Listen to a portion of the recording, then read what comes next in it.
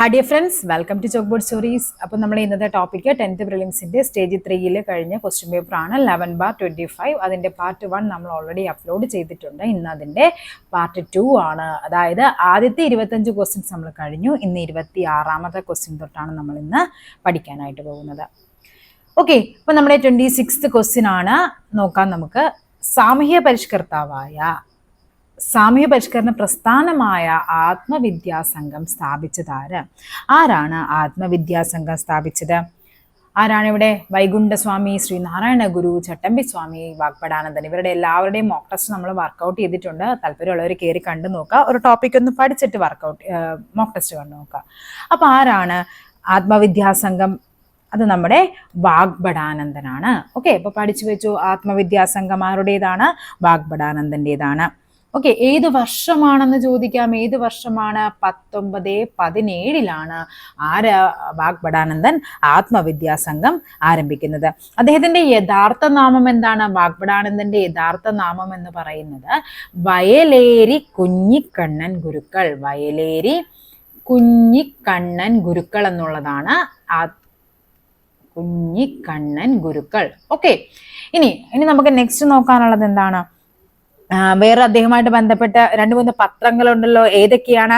Abhinava Keralam. Okay, അതേപോലെ തന്നെ എന്താണ്? ആത്മവിദ്യാകാഹളം. ഏതൊക്കെയാണ്? അഭിനവ കേരളം. ചോദിക്കാം. അഭിനവ കേരളം എന്ന പത്രം ആരുടേതാണ്? അഭിനവ കേരളം മാസിക, മുഖപത്രം എന്നൊക്കെ പറയും. അഭിനവ കേരളം. അടുത്ത ഏതാണ്? ആത്മവിദ്യാകാഹളം. ആത്മവിദ്യാസംഘത്തിന്റെ ആത്മവിദ്യാകാഹളം ആരുടേതാണ്? വാഗ്ഭടാനന്ദന്റേതാണ്. ഇദ്ദേഹമാണ് പറയുന്നത് ഉണരുവിൻ, അഖിലേശനെ സ്മരിപ്പിൻ, ക്ഷണം എഴുന്നേൽപ്പിൻ, അനീതിയോട് എതിർപ്പിൻ എന്ന് പറയുന്ന ആപ്തവാക്യം ഏതാണ്? ഈ ആത്മവിദ്യാസംഘവുമായി ബന്ധപ്പെട്ടതാണ്. ഓക്കെ ആണല്ലോ. അപ്പൊ ഇതൊക്കെയാണ് മെയിൻ ആയിട്ട് പഠിക്കാനുള്ളത്. എന്തായിരുന്നു ഈ ആത്മവിദ്യാസംഘത്തിന്റെ പ്രവർത്തനം എന്ന് പറയുന്നത്? അന്ധവിശ്വാസങ്ങൾക്കും അനാചാരങ്ങൾക്കും എതിരെ പോരാടാനും ജാതി വിവേചനം ഇല്ലാതാക്കാൻ, വിഗ്രഹാരാധനയെ എതിർക്കാൻ, ഏകദൈവ വിശ്വാസത്തെ അതിനെ പ്രചരിപ്പിക്കാനായിട്ട്, ഇതൊക്കെയായിരുന്നു ആത്മവിദ്യാസംഘത്തിന്റെ പ്രവർത്തനങ്ങൾ എന്ന് പറയുന്നത്. ഓക്കെ, നെക്സ്റ്റ് നോക്കാം. 2024 എഴുത്തച്ഛൻ പുരസ്കാരം നേടിയതാര്? ആരാണ് 2024 എഴുത്തച്ഛൻ പുരസ്കാരം? അപ്പൊ നമുക്ക് 2025 പഠിക്കണമല്ലോ. ആരാണ് 24? അത് NS മാധവനാണ്. ആരാണ്? ഓപ്ഷൻ എ, NS മാധവനാണ് 2024 എഴുത്തച്ഛൻ പുരസ്കാരം നേടിയത്.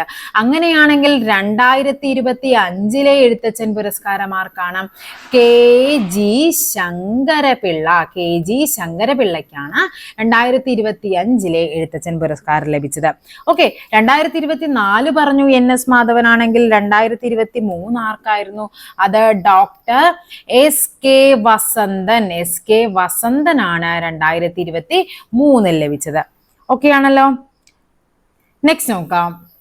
സാമൂഹ്യ പരിഷ്കരണ പദ്ധതിയായ യോഗ്യശ്രീ അടുത്തിടെ നടപ്പിലാക്കിയ സംസ്ഥാനം ഏതാണ്? അത് നമ്മുടെ പശ്ചിമ ബംഗാളാണ്. യോഗ്യശ്രീ നടപ്പിലാക്കിയത് പശ്ചിമ ബംഗാൾ. അപ്പൊ പഠിക്കേണ്ടേ എന്താണ് യോഗ്യശ്രീ എന്ന് പറയുന്നത്? അതായത് നമ്മുടെ അവിടുത്തെ മുഖ്യമന്ത്രിയായിരുന്ന മമതാ ബാനർജി 2024 ജനുവരിയിൽ ആരംഭിക്കുന്നതാണ് യോഗ്യശ്രീ എന്ന് പറയുന്നത്. ഇതിന്റെ ലക്ഷ്യം എന്ന് പറയുന്നത് SC/ST പട്ടികജാതി പട്ടികവർഗ വിഭാഗത്തിലെ വിദ്യാർത്ഥികൾക്ക് പലതരം മത്സര പരീക്ഷകൾക്ക് വേണ്ടി അവരെ യോഗ്യരാക്കാനായിട്ട്. ഓക്കെ, മത്സര പരീക്ഷകൾക്ക് വേണ്ടി അവരെ യോഗ്യരാക്കാൻ. അതായത് എന്താണ്? നമ്മുടെ സർക്കാർ ജോലികൾ, അതേപോലെ നമ്മുടെ നീറ്റ് അങ്ങനത്തെ എക്സാംസ് ഒക്കെ ഉണ്ടല്ലോ, പ്രവേശന പരീക്ഷകൾ, അങ്ങനെയുള്ള പല എൻട്രൻസ് എക്സാമുകൾക്കും നമ്മുടെ സർക്കാർ ജോലിയുമായിട്ട് ബന്ധപ്പെട്ട PSC പോലുള്ള എക്സാമുകൾക്കൊക്കെ അവരെ പ്രാപ്തരാക്കാൻ, യോഗ്യരാക്കാൻ വേണ്ടി ആരംഭിച്ച പ്രസ്ഥാനമാണ് യോഗ്യശ്രീ എന്ന് പറയുന്നത്. ഓക്കെ ആണല്ലോ. നെക്സ്റ്റ് നോക്കാം. ആധുനിക തിരുവിതാംകൂറിന്റെ സ്ഥാപകൻ എന്ന് വിളിക്കുന്നത് ആരാണ്? ആധുനിക തിരുവിതാംകൂറിന്റെ സ്ഥാപകൻ? അത് മാർത്താണ്ഡവർമ്മയാണ്. അതായത് നമ്മുടെ ചെറുനാട്ടു രാജ്യങ്ങളായി കിടന്നിരുന്ന ഏതൊക്കെയാണ്? വേണാടിനെയും അതേപോലെ തന്നെ തിരുവിതാംകൂറിനെ ഒക്കെ ഒരുമിപ്പിച്ചത് കൊണ്ടാണ് അദ്ദേഹത്തെ അങ്ങനെ വിളിക്കുന്നത്. അദ്ദേഹത്തെയാണ് ആധുനിക തിരുവിതാംകൂറിന്റെ ശില്പി എന്നും തിരുവിതാംകൂറിന്റെ ഉരുക്കു മനുഷ്യൻ എന്നൊക്കെ അറിയപ്പെട്ടു. നമ്മുടെ സർദാർ വല്ലഭായ് പട്ടേൽ എന്താണ് ചെയ്തത്? നാട്ടുരാജ്യങ്ങളെല്ലാം കൂടി യോജിപ്പിച്ചിട്ട് എന്ത് ചെയ്തു? ഉരുക്കി യോജിപ്പിച്ചു എന്ന് വിചാരിച്ചു വെച്ചാൽ മതി. ഉരുക്കി യോജിപ്പിച്ച് എന്ത് ചെയ്തു? നമ്മുടെ ഇന്ത്യ എന്ന് പറയുന്ന ഒരു രാജ്യത്തെ സെറ്റാക്കിയെടുത്തു. അതേപോലെ തന്നെ തൊട്ടടുത്ത് കിടന്ന നാട്ടുരാജ്യങ്ങളെയൊക്കെ കൂട്ടി യോജിപ്പിച്ചിട്ട് തിരുവിതാംകൂറിനെ അങ്ങ് വലിപ്പം കൂട്ടിയെടുത്തു. അപ്പൊ അദ്ദേഹത്തെയാണ് തിരുവിതാംകൂറിന്റെ ഉരുക്കു മനുഷ്യൻ എന്നറിയപ്പെടുന്ന ആരാണ്? മാർത്താണ്ഡവർമ്മയാണ്. അനിഴം തിരുനാൾ മാർത്താണ്ഡവർമ്മ.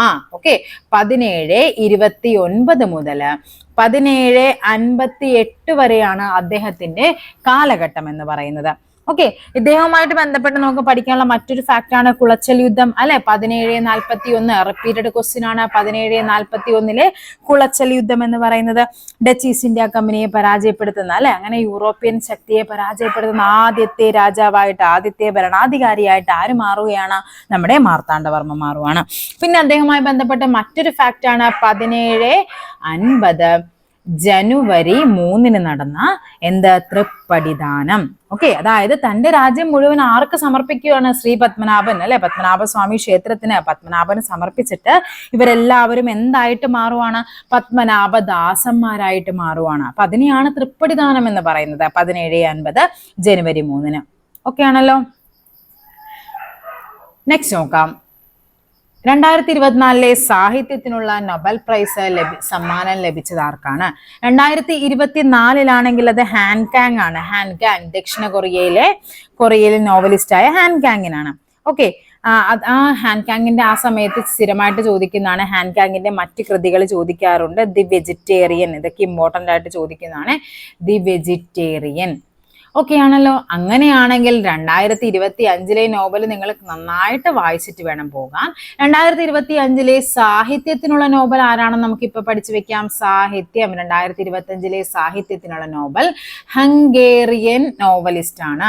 ഹംഗേറിയൻ. ഓക്കെ, ഹാൻകാങ് എവിടെയായിരുന്നു? ദക്ഷിണ കൊറിയയാണ്. ഇവിടെ 2025 ലഭിച്ചത് ഹംഗേറിയൻ നോവലിസ്റ്റ് ആയ ലാസ്ലോ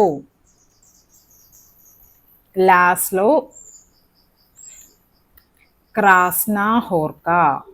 ഇനി എന്തൊക്കെയാണ് അദ്ദേഹത്തിന്റെ പേര്, ജസ്റ്റ് ഒന്ന് ഓർത്തിരിക്കുക. ലാസ്ലോ ക്രാസ്നാഹോർക്ക എന്ന് പറയുന്ന ഹംഗേറിയൻ നോവലിസ്റ്റിനാണ് 2025 എന്ത് ലഭിക്കുന്നത്? സാഹിത്യത്തിനുള്ള നൊബേൽ പ്രൈസ് ലഭിക്കുന്നത്. ഓക്കെ, നെക്സ്റ്റ് നോക്കാം. താഴെ പറയുന്നവയിൽ ഇന്ത്യൻ ഭരണഘടനയിൽ നിലവിലുള്ള മൗലിക അവകാശങ്ങളിൽ പെടാത്തതാണ് നമുക്ക് വേണ്ടത്, അല്ലെ? ചൂഷണത്തിനെതിരെയുള്ള അവകാശം, സ്വകാര്യ സ്വത്തിനുള്ള അവകാശം, മതസ്വാതന്ത്ര്യത്തിനുള്ള അവകാശം, സ്വാതന്ത്ര്യത്തിനുള്ള അവകാശം. ഇത് കാണുന്നവർക്ക്, അല്ലെ, കണ്ണും പൂട്ടി നമുക്ക് എഴുതാൻ പറ്റും. ഏതാണ് അത്? സ്വകാര്യ സ്വത്തിനുള്ള അവകാശം. ഓപ്ഷൻ ബി ആണ് ആൻസർ എന്ന് പറയുന്നത്. അതായത് നമുക്കറിയാം, ഭരണഘടന നിലവിൽ വന്നപ്പോൾ സ്വത്തവകാശം എന്ന് പറയുന്നത് ആർട്ടിക്കിൾ 31 ആയിട്ട് പറയുന്നുണ്ട്, ഒരു മൗലിക അവകാശമായിട്ട് പറയുന്നുണ്ട്. പിന്നീട് അതിങ്ങ് എടുത്ത് മാറ്റുന്നുണ്ട്. ഏത് ഭേദഗതി? 1978 44 ഭേദഗതി പ്രകാരം സ്വത്തവകാശത്തെ അങ്ങെടുത്ത് മാറ്റി മൗലികാവകാശം എന്നൊരു കൺസെപ്റ്റിൽ നിന്ന് മാറ്റി ഇപ്പൊ സ്വത്തവകാശം എന്ന് പറയുന്നത് എന്താണ്? ഒരു നിയമ അവകാശമാണ്. 300A പറയുന്നത്. ഓക്കെ, ഓക്കെ ആണല്ലോ. ഇനി അടുത്ത് ഏതൊക്കെയാ പറയുന്നത്? ചൂഷണത്തിനെതിരെയുള്ള അവകാശം എവിടെ മുതൽ എവിടെ വരെയാണ് പറയുന്നത്? ആർട്ടിക്കിൾ 23 24 ചൂഷണത്തിനെതിരെയുള്ള അവകാശം പറയുന്നത്. മതസ്വാതന്ത്ര്യമാണെങ്കിൽ എവിടെ മുതൽ എവിടം വരെയാണ്? 25 മുതൽ 28 വരെയാണ്. സ്വാതന്ത്ര്യത്തിനുള്ള അവകാശമാണെങ്കിൽ എവിടെ മുതൽ എവിടം വരെയാണ്? 19 മുതൽ 22 വരെയാണ്. ഓക്കെ, നെക്സ്റ്റ് ക്വസ്റ്റ്യൻ നോക്കാം. ഇന്ത്യൻ ഭരണഘടനയിൽ മൗലിക കടമകൾ എന്ന ആശയം ഉൾപ്പെടുത്തിയത് ഏത് രാജ്യത്തിന്റെ ഭരണഘടനയിൽ നിന്നാണ്? മൗലിക കടമകൾ കടം കൊണ്ടത് എവിടെ നിന്നാണ്? അത് സോവിയറ്റ് യൂണിയൻ ആണ്. സോവിയറ്റ് യൂണിയനിൽ നിന്നാണ് നമ്മൾ മൗലിക കടമകൾ കടം കൊണ്ടത്. അതായത് 1976 42 ഭേദഗതി പ്രകാരമാണ് മൗലിക കടമകൾ. ഏത് കമ്മിറ്റിയുടെ? സ്വരൺസിംഗ് കമ്മിറ്റിയുടെ ശുപാർശ പ്രകാരമാണ് നമ്മൾ എന്ത് ചെയ്യുന്നത്? നമ്മുടെ ഭരണഘടനയിൽ മൗലിക കടമകൾ കൂട്ടിച്ചേർത്തത്. ഏത് ഭാഗം? ഭാഗം 4A അനുച്ഛേദം ഏതാണ്? Article 51A. ഓക്കെ, ഇത്രയും നമ്മൾ ബേസിക് ആയിട്ട് പഠിക്കേണ്ടതാണ്. അങ്ങനെ നമുക്ക് തുടക്കത്തിൽ മൗലിക കടമകൾ 10 എണ്ണമായിരുന്നു. അതേസമയം നമ്മൾ എന്ത് ചെയ്യുന്നുണ്ട്? നമ്മുടെ ഏതാണ്? സ്വത്തവകാശം അല്ല, വിദ്യാഭ്യാസ അവകാശം നമ്മൾ കൂട്ടിച്ചേർക്കുന്നുണ്ട്. അങ്ങനെ 2002 86 ഭേദഗതി പ്രകാരം ഏതാണ്? 11ാമത്തെ മൗലിക അവകാശം കൂട്ടിച്ചേർത്തു. എന്താണ് അതിന്റെ കടമ എന്ന് പറയുന്നത്? 6നും 14 വയസ്സിനും ഇടയിൽ പ്രായമുള്ള കുട്ടികൾക്ക് വിദ്യാഭ്യാസത്തിനുള്ള സാഹചര്യം ഒരുക്കുക എന്നത് നമ്മുടെ രക്ഷിതാക്കളുടെ കടമയാണെന്ന് പറയുന്നു. അങ്ങനെ 2002 86 ഭേദഗതി പ്രകാരം 11ാമത് ഒരു മൗലിക കടമ കൂടി കൂട്ടിച്ചേർത്തു. ഓക്കെ, ഇനി അമേരിക്കയിൽ നിന്ന് എന്തൊക്കെയാണ് നമ്മൾ കടം കൊണ്ടിരിക്കുന്നത്? അവകാശങ്ങൾ അല്ലെ, റൈറ്റ്സ് മൗലിക അവകാശങ്ങൾ നമ്മൾ കടം കൊണ്ടത് അമേരിക്കയിൽ നിന്നാണ്. പിന്നെ എന്താണ്, ആമുഖം, നമ്മുടെ പ്രിയാമ്പിൾ, ആമുഖം കടം കൊണ്ടത് അമേരിക്കയിൽ നിന്നാണ്. ജുഡീഷ്യൽ റിവ്യൂ എന്ന് പറയുന്നത് അത് എവിടെ നിന്നാണ് കടം കൊണ്ടിരിക്കുന്നത്? അത് നമ്മുടെ അമേരിക്കയിൽ നിന്നാണ്. ഓസ്ട്രേലിയയിൽ നിന്ന് എന്താണ് ഏറ്റവും ഇമ്പോർട്ടന്റ് ആയിട്ട് ഓസ്ട്രേലിയയുമായിട്ട് ബന്ധപ്പെട്ട് ചോദിക്കുന്ന സാധനമാണ് കൺകറന്റ് ലിസ്റ്റ്. കൺകറന്റ് ലിസ്റ്റ് എന്ന ആശയം നമ്മൾ കടം കൊണ്ടത് ഓസ്ട്രേലിയയിൽ നിന്നാണ്. അതേപോലെ തന്നെ നമ്മുടെ പാർലമെന്റ് സംയുക്ത സമ്മേളനം വിളിച്ചു കൂട്ടുമല്ലോ അല്ലെ, പാർലമെന്റിന്റെ സംയുക്ത സമ്മേളനം എവിടെ നിന്നാണ്? ഓസ്ട്രേലിയയിൽ നിന്നാണ് കടം കൊണ്ടത്. ഇംഗ്ലണ്ടിൽ നിന്നാണെങ്കിൽ എന്തൊക്കെയാണ്? നമ്മുടെ ഏക പൗരത്വം എന്ന ആശയം എവിടെ നിന്നാണ്? ഇംഗ്ലണ്ടാണ്. അതേപോലെ തന്നെ നിയമവാഴ്ചയുണ്ട്. പിന്നെ എന്താണ്? പാർലമെന്ററി ജനാധിപത്യം ഇതൊക്കെ നമ്മൾ ഇംഗ്ലണ്ടിൽ നിന്നാണ് കടം കൊണ്ടത്. അപ്പൊ ഇമ്പോർട്ടന്റ് ആയിട്ടുള്ള കാര്യങ്ങളാണ്, പഠിച്ചു വെക്കുക. ഓക്കെ, നെക്സ്റ്റ് നോക്കാം. താഴെ പറയുന്നവയിൽ ഇന്ത്യയുടെ ദേശീയ ഗാനവുമായി ബന്ധപ്പെട്ട പ്രസ്താവനകളിൽ എന്താണ് തെറ്റായ പ്രസ്താവന? തെറ്റാണ് നമുക്ക് വേണ്ടത്. നോക്കാം നമുക്ക് എന്തൊക്കെയാണ് ഇവിടെ പറഞ്ഞിരിക്കുന്നതെന്നും എന്താണ് നമ്മുടെ തെറ്റെന്നുള്ളതെന്ന് നോക്കാം. ദേശീയ ഗാനം ജനഗണമനയുടെ ദൈർഘ്യം 51 സെക്കൻഡ് ആണ്. ഓക്കെ, പിന്നെ എന്താ പറഞ്ഞിരിക്കുന്നത്? ഇന്ത്യൻ നാഷണൽ കോൺഗ്രസിന്റെ 1911 കൽക്കത്ത സമ്മേളനത്തിൽ ജനഗണമന ആദ്യമായി ആലപിച്ചത് ആരാണ്? മാലിനി ചൗധരിയാണ്. ഓക്കെ, നമ്മളത് പഠിച്ചിട്ടുണ്ട്. സരളാദേവി ചൗധരാണി എന്ന് നമ്മൾ വ്യക്തമായിട്ട് പഠിക്കുന്ന ഒരു ഫാക്റ്റ് ആണ്. സോ ഇത് തെറ്റാണ്.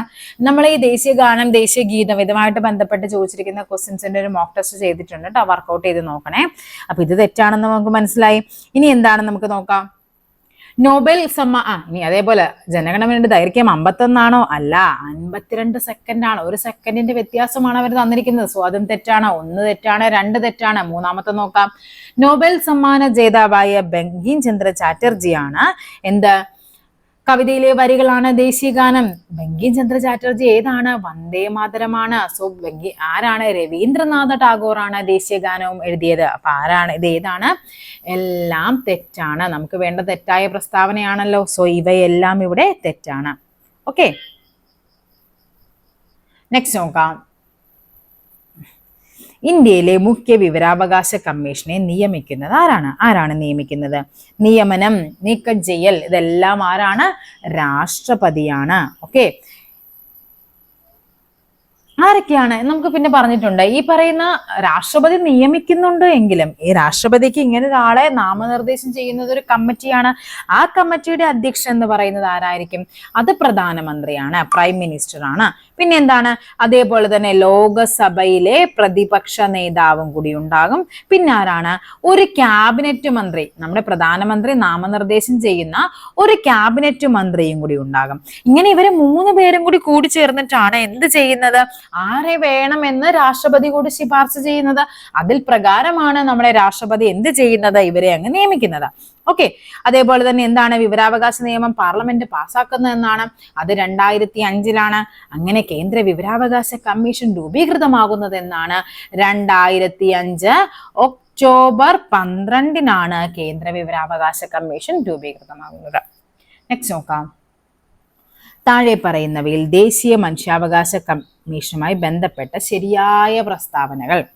93 പ്രൊട്ടക്ഷൻ ഹ്യൂമൻ റൈറ്റ് അനുസരിച്ചാണ് ദേശീയ മനുഷ്യാവകാശ കമ്മീഷൻ നിലവിൽ വന്നത്. ശരിയാണ്, നമ്മൾ പഠിക്കുന്ന ഫാക്റ്റ് ആണ് ഇത്. ടെക്സ്റ്റ് ബുക്കിലൊക്കെ നമ്മൾ വ്യക്തമായിട്ടത് പറഞ്ഞു തന്നിട്ടുണ്ട് അല്ലെ. ദേശീയ മനുഷ്യാവകാശ കമ്മീഷന്റെ അധ്യക്ഷൻ കാലാവധി 3 വർഷമോ 65 വയസ്സോ ആണ്. തെറ്റാണ്, നമ്മൾ പഠിക്കുന്നുണ്ട്. എന്താണ്? 3 വർഷമോ 70 വയസ്സോ ആണ്. 70 വയസ്സാണോ ഏതാണോ ആദ്യം ഏതാണോ ആദ്യം സംഭവിക്കുന്നത് അതനുസരിച്ചിട്ടായിരിക്കും. അപ്പൊ 3 അല്ലെങ്കിൽ 70 ആണ്. 65 എന്നുള്ളത് മാറ്റിയിട്ടുണ്ട്. ഓക്കെ, 2019 ഭേദഗതി പ്രകാരമാണ് 65 എന്നുള്ളത് മാറ്റി 70 മാറ്റുന്നത്. ഇനി എന്താണ് പറയുന്നത്? ആസ്ഥാനം എവിടെയാണ്? ന്യൂഡൽഹിയാണ്. ശരി, സർദാർ പട്ടേൽ ഭവനാണ്. ഓക്കെ, അപ്പൊ അതും എന്താണ്? ശരിയാണ്. അപ്പൊ ഇത് 3 ശരിയാണല്ലോ. അങ്ങനെയാണെങ്കിൽ നിലവിലെ മനുഷ്യാവകാശ കമ്മീഷന്റെ ചെയർമാൻ, നിങ്ങൾ ഇപ്പൊ ക്ലാസ് കാണുന്ന സമയത്ത് ആരാണോ മനുഷ്യാവകാശ കമ്മീഷന്റെ ചെയർമാൻ എന്നുള്ള ജസ്റ്റ് ഒന്ന് കമന്റ് ചെയ്യണം. കാര്യം ഇത് ഇങ്ങനെ മാറിക്കൊണ്ടിരിക്കും അല്ലെ. അപ്പൊ നമ്മളിപ്പോ പറഞ്ഞിട്ടും കാര്യമില്ല, അതിങ്ങനെ റിപ്പീറ്റഡ് ആയിട്ട് മാറിക്കൊണ്ടിരിക്കും. അപ്പൊ ദേശീയ മനുഷ്യാവകാശ കമ്മീഷന്റെ ആസ്ഥാനം ന്യൂഡൽഹി, സർദാർ വല്ലഭായ് പട്ടേൽ ഭവനാണ്. ഓക്കെ, സർദാർ പട്ടേൽ ഭവനാണ്.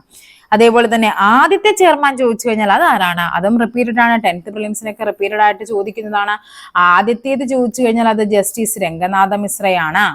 ഓക്കെ, മനുഷ്യാവകാശ കമ്മീഷൻ അധ്യക്ഷനായ മലയാളി ഉണ്ടല്ലോ, അതാരാണ്? അത് KG ബാലകൃഷ്ണനാണ്. നെക്സ്റ്റ് നോക്കാം.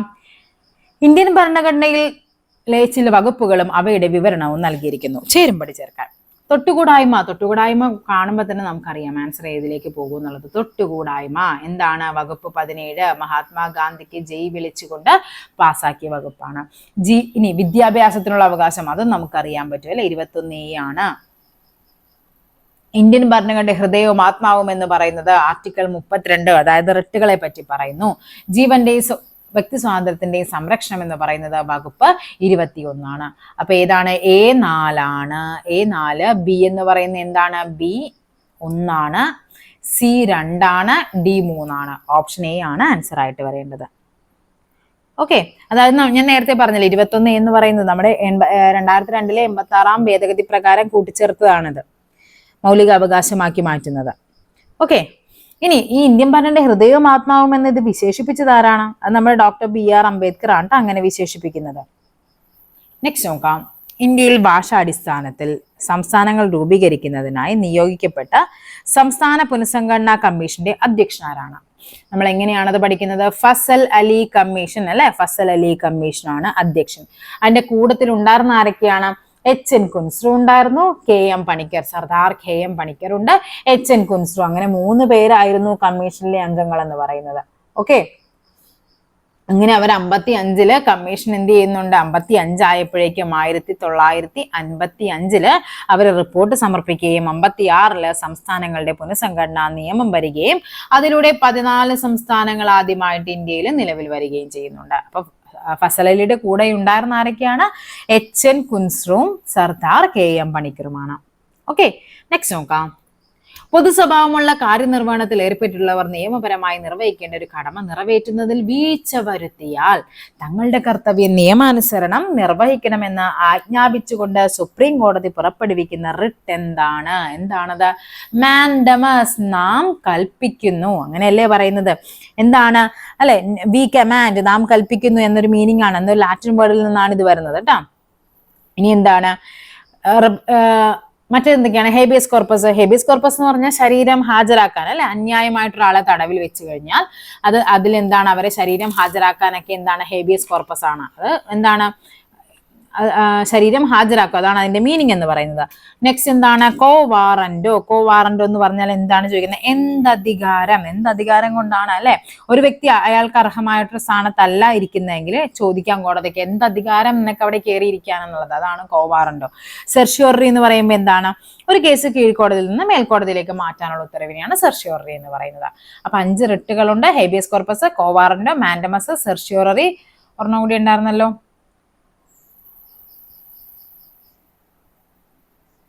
പ്രൊഹിബിഷൻ. ഓക്കെ, അങ്ങനെ 5 റിട്ടുകളാണ് നമുക്ക് വരുന്നത്. ഓക്കെ, നെക്സ്റ്റ് നോക്കാം. ഇന്ത്യയുടെ ദേശീയ ഗാനം രചിച്ചത് ആരാണ്? നമ്മൾ കുറച്ചു മുമ്പ് പറഞ്ഞല്ലേ, ബങ്കിം ചന്ദ്ര ചാറ്റർജിയാണ് ദേശീയ ഗാനം രചിക്കുന്നത്. ആനന്ദമഠം, അദ്ദേഹത്തിന്റെ ആനന്ദമഠം എന്ന് പറയുന്ന നോവലിൽ നിന്നാണ് ഇത് എടുക്കുന്നത്. അതേപോലെ തന്നെ എന്നാണ് 1896 ഇന്ത്യൻ നാഷണൽ കോൺഗ്രസിന്റെ കൽക്കത്ത സമ്മേളനത്തിലാണ് രവീന്ദ്രനാഥ ടാഗോറാണ് ഇത് വന്ദേ മാതരം ആദ്യമായിട്ട് പാടുന്നത്. 1896 നമ്മൾ നേരത്തെ പറഞ്ഞു ദേശീയഗാനം 1911 കൽക്കത്ത സമ്മേളനം സരളാദേവി ചൗധരാണി പറഞ്ഞു. 1896 രവീന്ദ്രനാഥ ടാഗോറാണ് കൽക്കത്ത സമ്മേളനത്തിൽ ആദ്യമായിട്ട് ദേശീയ ഗീതമായ വന്ദേ മാതരം ആലപിക്കുന്നത്. നെക്സ്റ്റ് നോക്കാം. ഇന്ത്യൻ ഭരണഘടനയുടെ 8ാം പട്ടിക പ്രകാരം നിലവിലുള്ള ഔദ്യോഗിക ഭാഷകളുടെ എണ്ണം എത്രയാണ്? 22 ആണ്. 22 ഭാഷകളാണ്. ഇന്ത്യൻ ഭരണഘടനയുടെ 8ാം പട്ടികയിൽ നമുക്ക് 22 ഭാഷകൾക്കാണ് ഭാഷാ പദവി ലഭിച്ചിട്ടുള്ളത്. നമുക്ക് ആദ്യമേ വരുമ്പോഴേക്കും 14 ഭാഷകളാണ് ഉണ്ടായിരുന്നത്. പിന്നീടാണ് എന്ത് ചെയ്യുന്നത്? ഇങ്ങനെ മാറ്റി ഇപ്പൊ ലാസ്റ്റ് ഏതൊക്കെയാണ്? ബോഡോ, ഡോഗ്രി, മൈഥിലി, സന്താളി ഒക്കെ വരുന്നുണ്ട്. ഓക്കെ, നെക്സ്റ്റ് നോക്കാം. അപ്പൊ നിലവിൽ എത്രയാണ്? 22 ഭാഷകളാണ് ഔദ്യോഗിക ഭാഷകളായിട്ടുള്ളത്. കേരളത്തിന്റെ ഔദ്യോഗിക മത്സ്യം ഏത്? കേരളമാണ് ചോദിച്ചിരിക്കുന്നത്. ഏതാണ്? കരിമീനാണ്. കരിമീൻ. കേരളത്തിന്റെ ഔദ്യോഗിക മൃഗം ഏതാണ്? കേരളത്തിന്റെ ഔദ്യോഗിക മൃഗം എന്ന് പറയുന്നത് ആനയാണ്. എന്താണ്? എലിഫന്റസ് മാക്സിമസ്, അങ്ങനെയല്ലേ പറയുന്നത്. ഇനി പക്ഷി ഏതാണ്? കേരളത്തിന്റെ ഔദ്യോഗിക പക്ഷി അത് നമ്മുടെ മലമുഴക്കി വേഴാമ്പലാണ്. മലമുഴക്കി വേഴാമ്പൽ. അതിന്റെ ശാസ്ത്രീയ നാമം എന്താണ്? എന്തായിരുന്നു? ബ്യൂസിറസ് ബൈക്കോർണിസ്, അങ്ങനെയാണ് കേട്ടോ. ബൈക്കോർണിസ്, അങ്ങനെ ഓർത്തിരുന്നാൽ മതി. പുഷ്പം ഏതാണ്? പുഷ്പം അത് നമ്മുടെ കണിക്കൊന്നയാണ്. കണിക്കൊന്ന. എന്താണ്? കണിക്കൊന്ന. കാഷിയ ഫിസ്റ്റുല, കണിക്കൊന്ന. ഇനി അതേപോലെ തന്നെ വൃക്ഷം ഏതാണ്? ദേശീയ വൃക്ഷം എന്ന് പറയുന്നത് തെങ്ങാണ്. തെങ്ങ്. ദേശീയ ഫലം എന്ന് പറയുന്നത് ചക്കയാണ്. ചക്ക. അതേപോലെ ദേശീയ പാനീയം ചോദിച്ചു കഴിഞ്ഞാൽ അത് ഇളനീറാണ്. ഇളനീർ. ഇനി ഇമ്പോർട്ടൻ്റ് ആയിട്ടൊന്ന് പഠിക്കേണ്ടതാണ് ബുദ്ധമയൂരി. എന്താണ് ബുദ്ധമയൂരി എന്ന് പറയുന്നത്? നമ്മുടെ ദേശീയ ചിത്രശലഭത്തിന്റെ പേരാണ് ബുദ്ധമയൂരി എന്ന് പറയുന്നത്. ഓക്കെ, നെക്സ്റ്റ് നോക്കാം. കേരളത്തിൽ ആകെയുള്ള രാജ്യസഭാ സീറ്റുകളുടെ എണ്ണം എത്ര? ഏതാണ് ആകെയുള്ള രാജ്യസഭാ സീറ്റുകൾ എന്ന് പറയുന്നത്? അത് 9 ആണ്. 9. ഓക്കെ,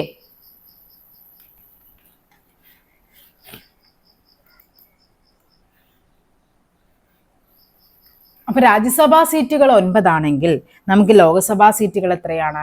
20 ലോക്സഭാ സീറ്റുകളാണുള്ളത്. നിയമസഭാ സീറ്റ്, നമ്മുടെ MLA-മാരുടെ എണ്ണം എത്രയാണ്? അത് 140 ആണ്. ഓക്കെ, ഇത് ലോകസഭ, ഇത് നിയമസഭ. തെറ്റിപ്പോകരുത്. രാജ്യസഭാ സീറ്റുകളുടെ എണ്ണം 9 ആണ്. കേരള സംസ്ഥാന വൈദ്യവകുപ്പ് മന്ത്രി ആരാണ്? നമുക്കിതിവിടെ പഠിക്കേണ്ട ആവശ്യമുണ്ടോ? ഇല്ല. നമുക്ക് എന്ത് ചെയ്യണം? പുതിയ ആൾക്കാരെ പഠിക്കണം. ഓക്കെ, പഠിച്ചു വെച്ചോ. VD സതീശൻ എന്താണ്? മുഖ്യമന്ത്രി, ധനകാര്യം, നിയമം, പൊതുഭരണം, തുറമുഖം. പഠിച്ചു വെക്കണം. ധനകാര്യ വകുപ്പും ആരാണ് കൈകാര്യം ചെയ്യുന്നത്? നമ്മുടെ മുഖ്യമന്ത്രി തന്നെയാണ്. PK കുഞ്ഞാലിക്കുട്ടി എന്താണ്? വ്യവസായമുണ്ട്, IT ഉണ്ട്. രമേശ് ചെന്നിത്തല ആഭ്യന്തരമുണ്ട്, വിജിലൻസ് ഉണ്ട്. ഇനി അടുത്ത ഏതാണ്? സണ്ണി ജോസഫിന് എന്താണ്? വൈദ്യുതി ഉണ്ട്, പാർലമെന്ററി കാര്യമുണ്ട്. ഇനി K മുരളീധരൻ. അപ്പൊ വൈദ്യമന്ത്രി ആരാണ് നിലവില്? സണ്ണി ജോസഫ് ആണ്. K മുരളീധരൻ, ഇത് നിങ്ങൾ പഠിച്ചേക്കണം കേട്ടോ. ഉറപ്പായിട്ട് ഇതിൽ നിന്നൊരു ക്വസ്റ്റ്യൻ കയറി വരാൻ ചാൻസ് വളരെ കൂടുതലാണ്. കാര്യം ഇതിങ്ങനെ മാറിയേക്കുന്നതുകൊണ്ട് തന്നെ കയറി ചോദിക്കാം. ഓക്കെ, ഇനി K മുരളീധരൻ ആരാണ്? ആരോഗ്യം, ദേവസ്വമാണ്. മോൻസ് ജോസഫ് ആണെങ്കിൽ ജലവിഭവമാണ്. ഇനി ഷിബു ബേബി ജോൺ വനം, നൈപുണ്യ വികസനം. അനൂപ് ജേക്കബ് ഭക്ഷ്യം, പൊതുവിതരണം. CP ജോൺ ഗതാഗതമാണ്. AP അനിൽകുമാർ റവന്യൂ ആണ്. N ഷംസുദ്ദീൻ ആണെങ്കിൽ പൊതുവിദ്യാഭ്യാസം, വഖഫാണ്. PC വിഷ്ണുനാഥ് ടൂറിസം, സാംസ്കാരികമാണ്. റോജി M ജോൺ ഉന്നത വിദ്യാഭ്യാസം. ബിന്ദു കൃഷ്ണ തൊഴിൽ, വനിതാ ശിശുക്ഷേമം, ക്ഷീരവികസനം. M ലിജു എക്സൈസ്, സഹകരണം. KM ഷാജി തദ്ദേശ സ്വയംഭരണമാണ്. PK ബഷീർ പൊതുമരാമത്താണ്. VE അബ്ദുൽ ഗഫൂർ ഫിഷറീസ് ആണ്. T സിദ്ദിഖ് കൃഷിയാണ്. KA തുളസി പിന്നോക്കക്ഷേമം. OJ ജനീഷ് ആണെങ്കിൽ കായികം, യുവജനക്ഷേമമാണ്. അപ്പൊ ഇത്രയുമാണ് നമ്മുടെ മന്ത്രിമാരെന്ന് പറയുന്നത്. ഇമ്പോർട്ടന്റ് ആണ്. ഈ ഒരു പരീക്ഷയിൽ തന്നെ 2 മന്ത്രിമാരെ ചോദിച്ചിട്ടുണ്ടായിരുന്നു. സോ ഇനി വരുന്ന പരീക്ഷകൾക്ക് നമുക്ക് എന്ത് ചെയ്യാം? ഇത് പ്രതീക്ഷിക്കാം. കേരളത്തിൽ കിഴക്കോട്ടൊഴുകുന്ന നദികളുടെ എണ്ണം എത്രയാണ്? കേരളത്തിൽ മൊത്തം 44 നദികളാണ് ഉള്ളത്. അതിൽ 41 പടിഞ്ഞാറോട്ട്, 3 കിഴക്കോട്ടൊഴുകുന്നത്.